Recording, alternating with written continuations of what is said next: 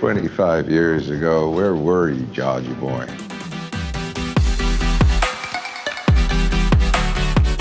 Hi, my name's Ari Wegner. I'm an Australian cinematographer who works in feature films and commercials, and going to tell you a bit about myself and my career today. Did you always want to work as a cinematographer, and what were some of your inspirations or influences that really made you want to go into this line of work? Yeah, I think as soon as I was old enough to understand what a cinematographer does and that was a job that was possible, I was pretty into it. I went to film school, and it starts as a kind of general course. I guess as I started trying out cinematography, it became pretty clear that was my kind of strength and my passion. So that's the direction I kind of gravitated to. And then in terms of inspiration, I think it was really just the experience of watching films and having that immersive experience where you kind of forget that you're a person, and that you're living in a place and in a time, and you're just hopefully, in a space kind of transported to another time, another world. And cinematography is a huge part of that. So that's kind of was my initial inspiration, and kind of continues to be, to create that experience for people. Was there any one particular film or a favorite film that you think kind of stands out in your mind as that was the film that made me want to be a cinematographer?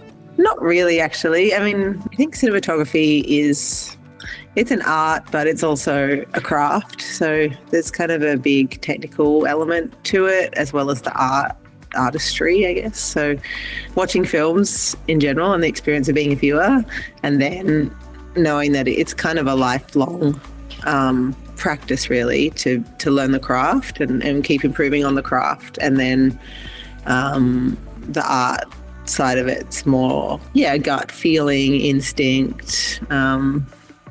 It's having those kind of ideas and then being able to have the craft to execute them. And I guess speaking on that technicality and art side of things, what is your process when it comes to a new project? Are you thinking about it artistically, or are you thinking about it technically? Or, I mean, you have to do both, but what's sort of the first thing that comes out?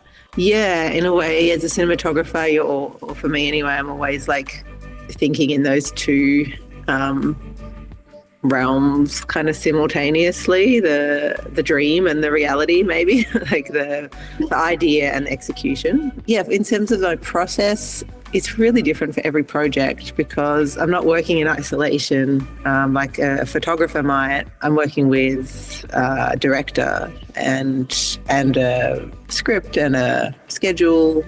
But I mean, the director's kind of my touchstone and my big collaborator. I take their lead initially in terms of how they want to approach the project, and every director is super different.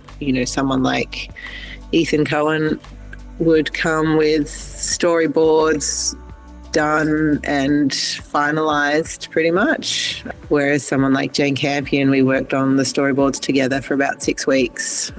So they're two very different processes, and so I really enjoy the variety, and through that process you get to know the director and know what just know them as a person. I think that's really important, and to understand their taste and their process, what makes a good day on set for them, whether they like surprises or whether they like everything to be really decided. Yeah, then there is some realities that we have to manage for every shoot, which are more or less the same, which is finding the locations, finding the crew, managing the time, so the schedule, and working with the various people that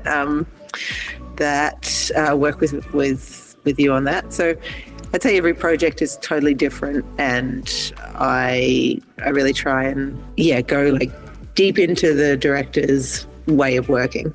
Having worked on so many different types of projects, you've got your big budget films where you can have access to all the toys that you want, or maybe you've got smaller budget stuff, or limitations on the technical things that you have access to. How do you prefer working? Do you prefer having access to all these things, or do you prefer the sort of limitations? Yeah, I don't know. I like the variety of the different scales of projects, and actually each one has its difficulties and its kind of pluses. And there's something really special about a really small film where everyone's kind of there for the love of it, and you're really up against it, and it takes you back to kind of film school days. And then on the other hand, like a really big project where you do have access to more resources is also kind of really exciting. They're really different. I think the big project, you really become more of there's a lot more management involved because you're just dealing with a lot more people and a lot more logistics, and whilst trying to keep the art of it kind of at the forefront as well. And then on the smaller stuff where there are just less things like that to manage, it's still a different kind of challenge because you're really up against it with probably at time and how to do things on a shoestring. But every project is actually up against it for time. That is the big universal challenge in a way. I like the variety of working with both. And again, it's different stories as well for different scales sometimes. So you were nominated for an Oscar on your work with The Power of the Dog. How does it feel kind of getting a nomination like that? And is it something that you've sort of been striving for? Was it a goal, or was it just kind of like this is nice? I don't know. There's so many elements that have to go right and so much luck involved, I think, as well for that situation to occur. But I don't know, I felt incredibly grateful for the opportunity and the experience of going on the press circuit. I don't know, it was a really special experience, and also in a way, you continue the shoot vibe. It's rare for that for the gang to get back together and kind of continue on, which is what happens when there's a kind of awards campaign. Everyone comes back together and we'll be kind of doing all the interviews and catching up together. So that's always really nice. I don't know, it is a huge privilege and an amazing opportunity to be in that position. And I think I'll cherish that for a long time. And what are some of the biggest lessons you've learned about filmmaking over your career so far? That's a big one. I got a folder called lessons which I write things down in. I would say trusting your gut feeling in any situation. Sometimes early on, even when I'm reading a script, I'm thinking like, oh, this scene's going to be difficult for X reason, or going to a location and thinking like, this is like going to be hard. And just when you have those thoughts, to kind of share them as soon as possible, and not just sit on them and privately stress about them, but to make sure you're not alone in your private stress about whatever's freaking you out. I mean, I do think as well that pre-production is not given the kind of credit that it usually would. It's not like the glamorous kind of shoot bit, or like glamorous, but like the exciting shoot where everything's happening. But really the success of a shoot is really based on the pre-production, and pre-production is really where the film is, I would say, made, in that it's made possible with everything getting planned and organised and all the creative ideas kind of being explored in the relative calm of a pre-production. So it's kind of obvious, but that's the real, that's truly where I think films are made or lost, trouble begins. We'll move on to Sydney Film Festival. You're giving a talk about women in the film industry.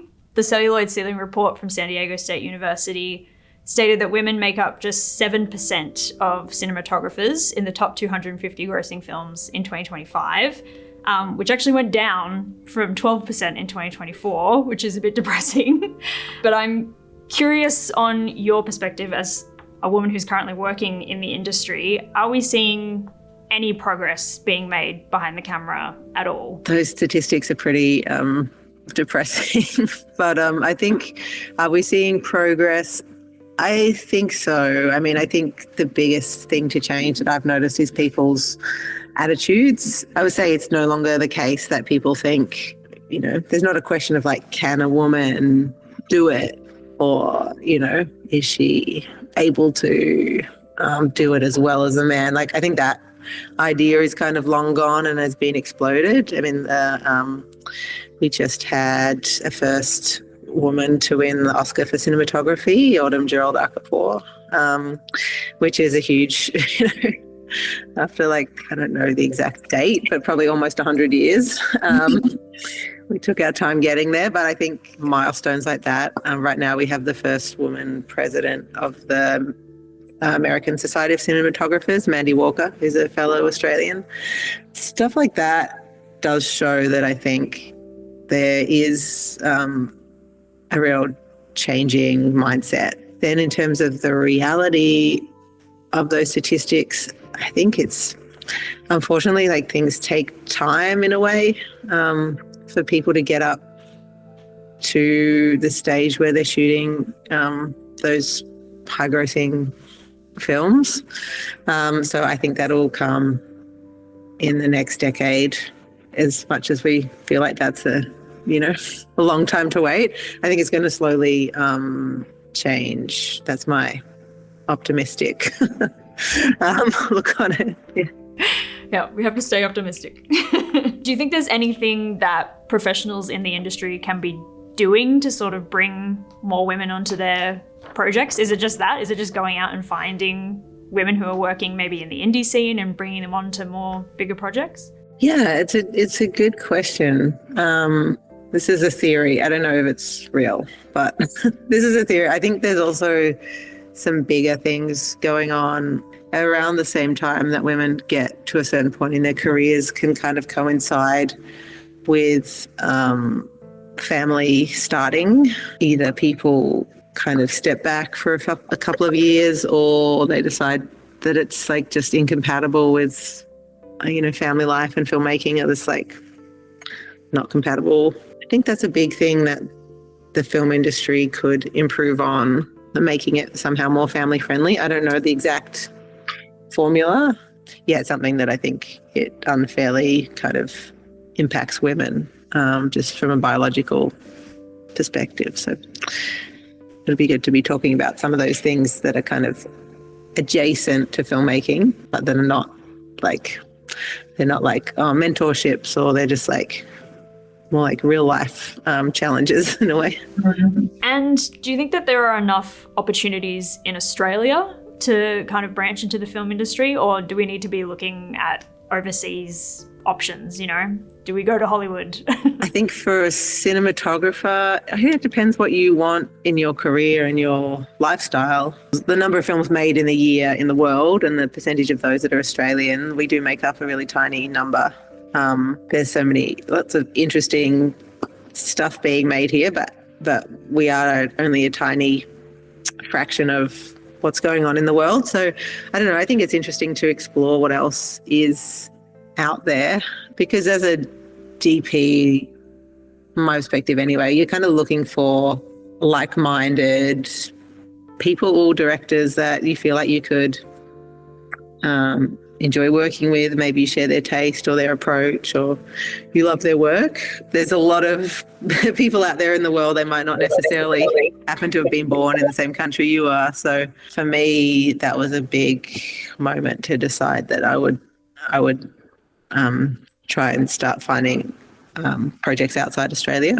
I guess talking about that Aussie versus international, what have you found are the differences between those kind of sets? Like, do Australians have a type of way of working versus internationally?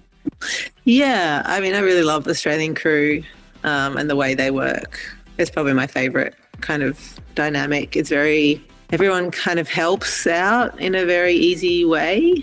I think some regions, and as the projects get bigger, people are a lot more sticking to their one role. But the Australian crews have and the Kiwi crews as well, actually, like they have a really special, I don't know, maybe I'm biased because it's kind of where I started, but there's a really special energy. And also there's just world-class technicians as well here, like really, really great crew technically as well as personality-wise. So yeah, it's a really, I think Australians have it very lucky in that regard. Yeah, great. Well, thank you so much, Ari, for taking the time to talk to us. We really appreciate it. And probably see you at the festival. Yeah, for sure. Thanks so much. See you later. Bye.